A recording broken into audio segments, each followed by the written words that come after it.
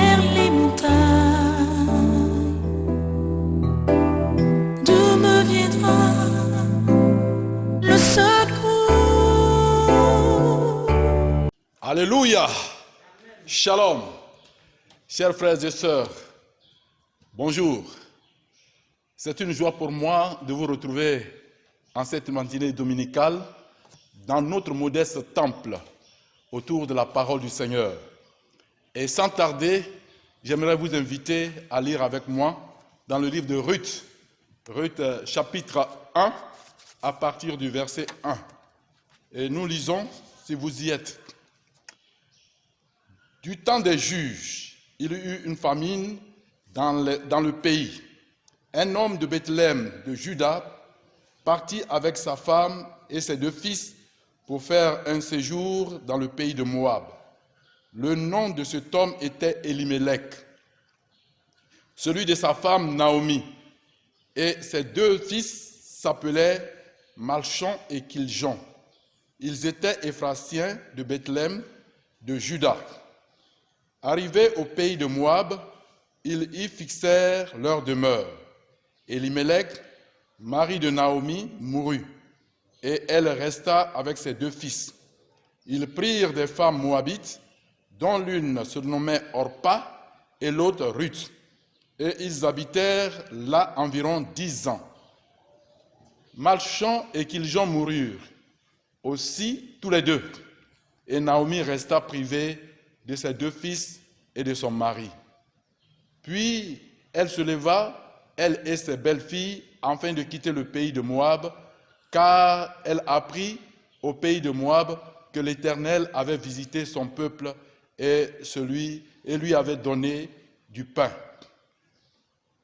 Elle sortit du lieu qu'elle habitait, accompagnée de ses 2 belles-filles, et elle se mit en route pour retourner dans le pays de Juda. Naomi dit alors à ses 2 belles-filles, « Allez, retournez chacune à la maison de sa mère, que l'Éternel use de bonté envers vous, comme vous l'avez fait envers ceux qui sont morts et envers moi. Que l'Éternel vous fasse trouver à chacune du repos dans la maison d'un mari. » Et elle les baisa. Elles élevèrent la voix et pleurèrent. Amen. Nous allons prier le Seigneur. Nous te disons merci, notre Père, pour ce moment merveilleux que tu nous accordes en cette matinée dominicale autour de ta parole. Nous voudrions bien que toi-même, tu prennes l'initiative de toutes choses en inspirant ta parole pour qu'elle puisse nous faire du bien. Car sans toi, l'homme ne peut rien. Nous voulons donc compter sur ta grâce. Oh Dieu, ouvre les portes des cœurs pour que ta parole, qui est une semence incorruptible, puisse-tu y trouver du terrain et porter du fruit pour la gloire de ton nom. Que tout ce qui pourrait l'entraver à cette heure soit lié, vaincu au nom puissant et merveilleux de Jésus. Seigneur, parle maintenant, nous t'écoutons au nom de Jésus. Amen. Nous sommes dans la continuité de notre thème intitulé « Espère malgré le chaos pour entrer dans ta destinée prophétique ». Dans la première partie, nous avions parlé de l'approche définitionnelle et de l'importance des décisions à prendre en cette période. À cet effet, nous avions dit qu'en dépit de l'opposition ou la résistance de l'épreuve du Covid-19, le désordre social, économique et l'état d'agitation anarchique qu'il sème, nous devrions avoir foi au Dieu vivant afin de réaliser le programme tracé par celui-ci pour notre vie sur terre. Cependant, il était important de prendre des décisions. Lesquelles? Il faut prendre des décisions non sous les émotions. Non sous les émotions, à l'image de Orpa, qui ne résista pas ou sous l'insistance de sa belle-mère et qui après abandonna pour regagner sa patrie. Mais qu'il fallait prendre des décisions réfléchies, des décisions sensées, basées sur les réalités humaines, Et je vais parler de l'existentiel. Parce que, vous savez, il y a certaines réalités qui ont besoin d'être considérées pour prendre des décisions. Et c'est en cela que je veux en venir. Et troisièmement, je voulais dire, il faut surtout prendre des décisions inspirées par le Saint-Esprit selon la volonté du Seigneur. Car c'est en cela que nous pourrons atteindre les objectifs assignés par le Seigneur pour notre vie. Et quatrièmement, qu'il fallait prendre des décisions basées sur la bonne application de la parole de Dieu. Et je veux dire ici, prendre des décisions qui pourraient attirer la faveur de Dieu dans nos vies ou sur nos vies. Vous savez, il y a des décisions qui peuvent être défavorables à notre avenir. Mais il y en a qui peuvent être aussi des décisions favorables. Et ce qui est important pour nous, c'est de prendre des décisions qui peuvent attirer la faveur de Dieu sur notre futur. Et enfin, la décision la plus plausible que je souhaiterais que chacun de nous prenne, c'est de considérer là où nous pourrons passer l'éternité, le lieu où nous pourrons passer l'éternité. Alors, chers amis, c'est une décision qui n'est pas à négocier. C'est une décision dans laquelle il ne faut pas demander l'avis de qui que ce soit, car c'est une décision qui est personnelle, puisque le salut est personnel. J'invite donc chacun de nous à considérer toutes les décisions qui seront prises pendant ce moment que nous vivons. Aujourd'hui, nous entamons le troisième point de notre message, qui est saisir les opportunités que Dieu nous donne. Dans sa déception,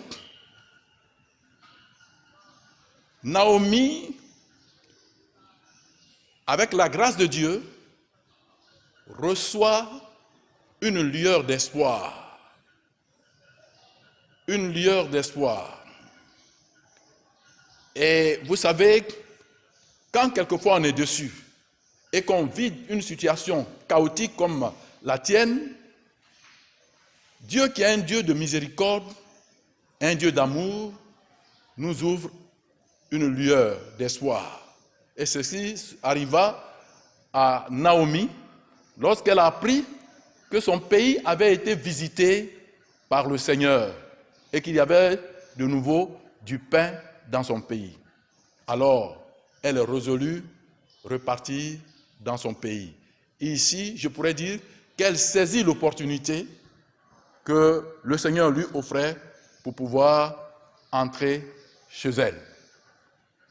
Chers amis, il y a des moments où il y en a qui n'arrivent pas à saisir l'opportunité qui s'offre à eux. Mais je voulais dire ici qu'il ne faut pas manquer ce but-là. Elle saisit l'opportunité qui se présentait à elle. Et avant qu'elle ne puisse le saisir, elle a eu le discernement de l'opportunité. Quelquefois, on ne discerne pas les opportunités que Dieu nous donne à l'image de Jérusalem. Jésus a pleuré sur la ville de Jérusalem parce qu'elle n'a pas connu le temps de sa visitation. Et je ne sais pas, chers amis, si vous êtes dans un tel cas, peut-être que vous n'avez pas su discerner le temps de votre visitation et que vous avez manqué le but. Et si vous ne discernez pas le temps de votre visitation, il arrive quelquefois des situations catastrophiques à l'image de certaines sœurs qui avaient reçu la visitation de Dieu à travers certains frères qui sont ouverts à elles, je voulais dire, pour leur dire, bon, mais le Seigneur m'a mis à cœur de rester avec toi, de t'épouser. Et ces dernières, puisqu'elles avaient besoin des hommes qui avaient de grosses sommes, grosses sommes en banque, elles se sont dit, non, moi, je ne sens rien pour toi. Et elles se sont attachées à ces personnes qui avaient de grosses sommes bancaires. Et finalement, ce qui devait arriver, arriva. Parce que la fin a été une fin catastrophique. Chers amis, ayons le discernement de notre temps de visitation et profitons-en pour ne pas connaître une déception demain. Donc, Naomi a eu le temps de discerner le moment de sa visitation. Deuxièmement, il y en a qui s'offusquent par incrédulité ou par honte de pouvoir saisir l'opportunité de leur visitation et demeurent dans leur situation où ils sont tombés ou dans leur situation d'échec.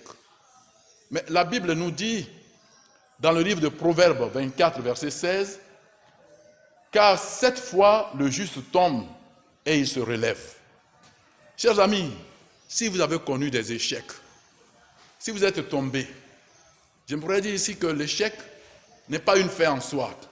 Tout le monde connaît des échecs. Mais il est question de se relever et de repartir à zéro. Car l'échec nous enseigne comment il faut se tenir dans le futur. Quelles sont les forces qu'il faut désormais réunir pour ne pas connaître l'échec? Donc, chers amis, ne reste pas là où tu es tombé, mais relève-toi et continue ton chemin. Ruth saisit donc l'opportunité d'être une solution pour sa belle-mère. Et nous pouvons le lire dans le livre, plutôt Ruth 1, versets 16 à 17. Elle dit ceci à sa belle-mère qui lui demandait de retourner chez elle. Elle dit, ne me presse pas de te laisser, de me retourner loin de toi. Où tu iras, j'irai. Où tu demeureras, je demeurerai. Ton peuple sera mon peuple et ton Dieu sera mon Dieu. Où tu mourras, je mourrai et j'y serai enterré. Que l'Éternel me traite dans toute sa rigueur, si autre chose que la mort vient à me séparer de toi. Ce sont là des déclarations, je vous dirais, bonnes, de très bonnes déclarations. Elle avait vu l'opportunité ici d'être une solution pour sa belle-mère. Parce qu'en l'abandonnant, elle allait se retrouver seule, découragée. Et qui sait si elle allait survivre. Mais elle s'est dit en elle-même, il faut que je sois une solution pour cette femme. Chers amis, le temps que nous vivons à présent peut être un temps où, je dirais même, un temps où il faut saisir l'opportunité d'être une solution pour notre prochain. Pendant cette période, il y a des frères, des sœurs qui ont saisi plutôt cette opportunité pour être une solution, soit pour l'Église, soit pour des frères ou des familles, et même des inconvertis qui ont été une solution pour leurs prochains. Pourquoi pas nous, les chrétiens? Je pense que c'est important que nous aussi, nous soyons des solutions pour les autres dans cette crise.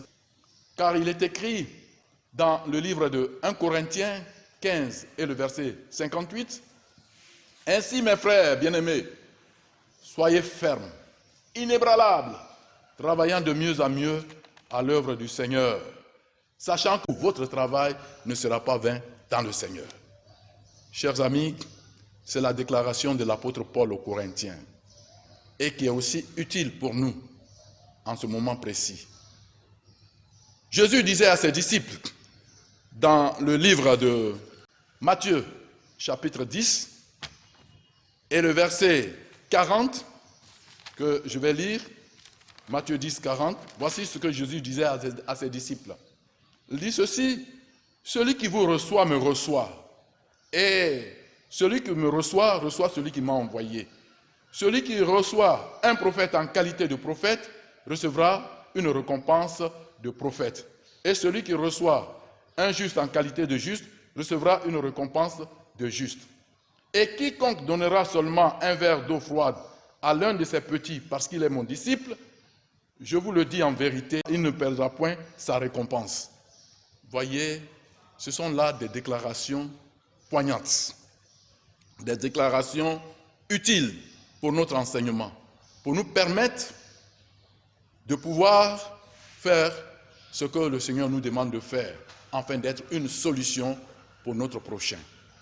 Et cela est très important. Vous lirez aussi Proverbe 3, versets 26 à 28 à la maison. Nous allons voir le troisième point. Ruth vit une opportunité pour resserrer les liens avec sa belle-mère. Selon Ruth 1, verset 19. Et Ruth 1, verset 19, il est écrit ceci. Elles firent ensemble le voyage jusqu'à leur arrivée à Bethléem. Elles firent ensemble le voyage jusqu'à leur arrivée à Bethléem. Et ce qui nous intéresse ici, dans ce verset, c'est le mot « ensemble ». Elles firent le chemin ensemble. Chers frères, c'est une période où il nous faut resserrer nos liens et être ensemble. Ensemble afin d'être forts. Ensemble afin de subsister, de s'encourager mutuellement. Ce n'est pas donc le temps ou le moment où il faut se diviser. Ce n'est pas le moment où il faut pratiquer le commérage. Mais c'est un moment où nous devons resserrer nos liens pour subsister. Et c'est en ce moment que nous pourrons vaincre. Quatrièmement, Ruth saisit l'opportunité de survie. Ruth saisit l'opportunité de survie. Nous pouvons le lire dans le livre de Ruth, au chapitre 2 et le verset 2, où il est écrit ceci. Ruth, la Moabite, dit à Naomi, « Laisse-moi, je te prie, aller glaner des épis dans le champ, de celui aux yeux duquel je trouverai grâce. » Elle lui répondit, « Va, ma fille. » Voyez, elle savait que, avec sa belle-mère, si elle ne faisait pas quelque chose arriver à Bethléem, bien, comment est-ce qu'elles allaient subsister? Elles auraient eu faim et elles allaient mourir dans leurs conditions. Donc, qu'est-ce qu'elle fait? Elle dit, bon, mais il faut me trouver une opportunité de survie. Puisqu'elle sait que c'est l'époque des récoltes. Donc, elle a demandé à sa belle-mère de lui donner la permission d'aller glaner dans le champ. Et c'est ce que sa belle-mère lui accorda. Donc, elle est partie. Chers amis, il y a des moments où nous avons besoin de discerner les opportunités de survie et de s'engager à pouvoir accomplir ce qu'il faut pour notre survie. Là, la condition dans laquelle elle se trouvait serait différente, ou je dirais était différente de celle dans laquelle elle a vécu auparavant. Parce qu'ici, elle va aller glaner dans un champ, et là où les gens ont déjà glané, elle ne pourra que ramasser les épis qui étaient laissés par d'autres. Ce n'était pas comme ça qu'elle vivait auparavant. Auparavant, elle travaillait dans le champ, dans son propre champ, que son mari avait cultivé. Mais ici, elle va aller glaner derrière les gens et ramasser les épis qu'ils ont laissés. Ça, c'était une condition humiliante. Mais elle a accepté de pouvoir travailler dans cette condition afin de pouvoir avoir quelque chose pour survivre. Chers amis, il y a des moments où Dieu va permettre certaines situations pour nous amener à travailler de façon humble. Et ça, c'est important. Il ne faut pas s'offusquer en disant non, moi, je ne peux pas travailler dans une telle condition. C'est humiliant pour moi. Mais il faut se soumettre à ce que Dieu nous demande de faire. Elle s'est soumise en toute humilité à faire ce qui se présentait à elle. Aujourd'hui, il y a des gens qui, quand on leur demande de pouvoir travailler quelque part, ils disent non, non, non, moi ici, là, ça ne me plaît pas. Je veux travailler dans les bureaux ou dans le bureau. Je connais un jeune homme qui, vous savez, à qui on a demandé s'il pouvait travailler à la poissonnerie. Il a été donc invité à cela. Il a refusé. Il dit, mais ça là-bas, là, ça sent. Donc moi, je ne peux pas travailler dans une poissonnerie. Je préfère travailler dans un bureau. Pourtant, son ami qui a accepté de travailler dans ce lieu a prospéré. Non seulement il s'est acheté une voiture, mais il a pu construire un immeuble. Et lui, jusqu'à aujourd'hui, il n'a encore rien. Il n'a même pas de quoi à manger. Il est obligé de manger chez quelqu'un. Vous voyez comment c'est plus humiliant. Donc, mon frère, ma soeur, il est écrit dans le livre d'Ecclésiaste 9:10, « Ce que ta main touche, fais-le. » Moi, je souhaiterais que vous fassiez ce que votre main peut toucher, de telle sorte que vous ne manquiez pas les opportunités qui se présentent à vous. Donc, mon frère, ma soeur, je ne sais pas dans quelles conditions tu te trouves, mais fais tout ce que ta main touche, ou tout ce que ta main trouve. Et cela est très important pour chacun de nous, afin d'avoir la survie qu'il faut pour aller de l'avant. Et comme Dieu ne fait rien par hasard, puisqu'il n'y a pas de hasard chez Dieu, Dieu est un Dieu qui connaît toutes choses d'avance, Dieu va diriger Ruth dans le champ de Boaz, selon Ruth 2:3. Or, elle ne savait pas que c'était quelqu'un qui avait le droit de rachat sur elle. Mais elle est partie, orientée, dirigée par le Seigneur. Vous savez, chers frères et sœurs, Dieu est un Dieu qui est celui qui nous dirige dans notre vie. Et si nous comptons sur le Seigneur, que si nous faisons ce que Dieu veut que nous fassions, le Seigneur saura nous diriger de sorte que nous puissions trouver grâce au temps convenable. Sixièmement, savoir saisir les opportunités de la grâce de Dieu. Voilà que selon Ruth 2, et le passage de Ruth 2, versets 8 à 12, où il est écrit ceci, « Boaz dit à Ruth, « Écoute ma fille, ne va pas glaner dans un autre champ, ne t'éloigne pas d'ici et reste avec mes servantes. » Voilà une opportunité de la grâce. Ruth aurait pu aller ailleurs, mais Dieu a permis qu'elle vienne dans le champ de Boaz. Et dans ce champ-là, Boaz lui dit, « Ma fille, il ne faut pas aller ailleurs, mais il faut demeurer dans ce champ et faire ce que mes servantes font. » Ça, c'est la grâce de Dieu. C'est la grâce de Dieu. Ici, elle trouve grâce aux yeux de Boaz. Le fait de ne pas avoir allé chez d'autres personnes et qu'elle soit allée chez Boaz, elle a pu trouver grâce. Et ça, c'est important. Mais, ce qu'il faille faire ici, elle devait obéir, elle devait respecter les consignes données par Boaz. Et pour le faire, il fallait qu'elle discerne la grâce de Dieu que Boaz lui témoigne ici. Frères et sœurs, il nous faut avoir le discernement de la grâce de Dieu.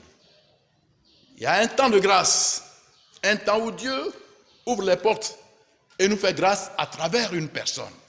Mais il nous faut discerner cela et respecter les consignes qui ont été données. Chers amis, quelquefois, par désobéissance, nous quittons la grâce offerte par le Seigneur.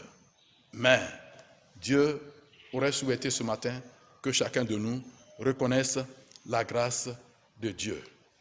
Et nous pouvons le lire ici dans le livre de Proverbe 16.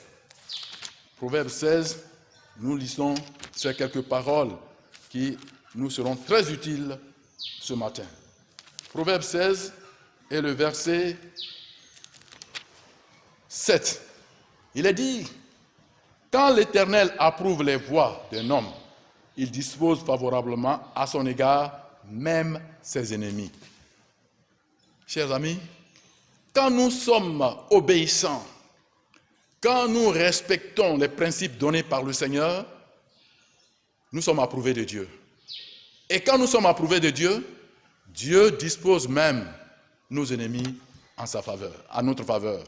C'est pour cela, frères et sœurs, je demanderai à chacun de nous de discerner la grâce du Seigneur et de respecter, d'obéir les principes qui nous sont donnés afin de pouvoir bénéficier de l'approbation de Dieu. Ruth a respecté les consignes données par Boaz. Et ainsi, elle va bénéficier des grâces du Seigneur. Il est dit dans le livre de Ruth, au chapitre 2, verset 11 jusqu'au verset 19, nous n'allons pas tout lire, mais ce qui est important, du verset 11 à 12, il est dit ceci. Boaz lui dit, on m'a rapporté tout ce que tu as fait pour ta belle-mère depuis la mort de ton mari et comment tu as quitté ton père et ta mère et le pays de ta naissance. Rendre ce que tu as fait, je reprends, que l'Éternel te rende ce que tu as fait et que ta récompense soit entière de la part de l'Éternel, le Dieu d'Israël, sous les ailes duquel tu es venu te réfugier. Franchement, ce sont là des paroles très poignantes. Ici, Boaz rappelle à Ruth ce qu'elle a fait, quel acte qu'elle a posé ou qu'elle avait posé, qui maintenant vont attirer la faveur de l'Éternel sur elle à travers lui. Chers frères et sœurs, tout acte que nous posons, attire la faveur sur nous. Et ici, elle va contempler, je dis bien contempler, la manifestation de la grâce de Dieu à travers les actes que Boaz va poser.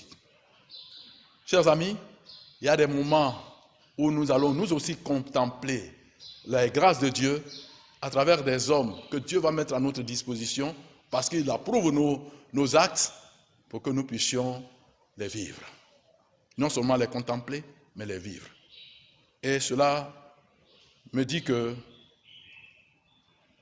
ce qui est important, pour que nous puissions expérimenter cela, non seulement contempler les grâces de Dieu, mais les expérimenter, c'est de rester dans les restrictions données par le Seigneur, de rester dans le respect des principes donnés par le Seigneur, d'obéir aux principes donnés par le Seigneur. Et en cela, nous pourrons réussir à entrer dans notre destinée prophétique. Enfin, nous voyons que non seulement Ruth va bénéficier des grâces du Seigneur à travers Boaz, mais Ruth va les expérimenter en épousant Boaz et en ayant un enfant avec Boaz. Et cet enfant, appelé Obed, va être l'aïeul de David et de Jésus-Christ. Une Moabite, venue d'un peuple dévoué par interdit, qui aujourd'hui a été lavé, a été purifié, et qui va être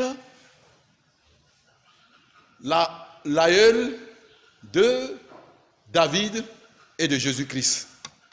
Quelle élévation, quelle grâce. Elle a pu entrer dans sa destinée prophétique. Par les actes qu'elle a eu à poser, elle a trouvé grâce aux yeux de Dieu. Chers amis, j'aimerais inviter chacun de nous à prendre cet exemple, afin non seulement d'entrer dans sa destinée prophétique, mais je voudrais dire ici qu'il nous faut considérer tous ces aspects et prendre des décisions utiles pour notre futur, des décisions basées sur la volonté du Seigneur, avec l'aide du Saint-Esprit, pour que nous puissions entrer dans notre destinée prophétique. Il nous faut poser des actes qui vont attirer la faveur de Dieu sur notre vie et demeurer dans l'obéissance aux principes donnés par le Seigneur. C'est en ce moment-là précis que nous pourrons entrer dans notre destinée prophétique. Que Dieu fasse en sorte que nous ne soyons pas des auditeurs oublieux, mais que nous soyons de ceux qui, entendant la parole du Seigneur, sont prêts à la vivre, afin que ce que nous venons de prêcher puisse être réalité dans la vie des uns et des autres. Que Dieu bénisse sa parole ce matin. Amen. Nous prions le Seigneur. Tendre Père, je te suis infiniment reconnaissant pour ta parole qui est la vérité. Cette parole qui transforme les vies. Cette parole qui donne espoir aux désespérés. Cette parole dont nous avons besoin en ce moment précis du Covid-19, où il y a des morts partout, où le désespoir règne. Seigneur, aide-nous à considérer ces paroles pour que nous puissions en tirer bénéfice de ce que, du chaos, nous puissions entrer dans notre destinée prophétique. Que personne ne parte de ce lieu sans avoir eu sa vie transformée, sa vie régénérée, et que chacun en tire profit, et cela pour la gloire de ton nom. Béni sois-tu notre Père, au nom puissant et merveilleux de Jésus. Amen. Shalom, chers frères et sœurs, que Dieu bénisse chacun de nous. Amen.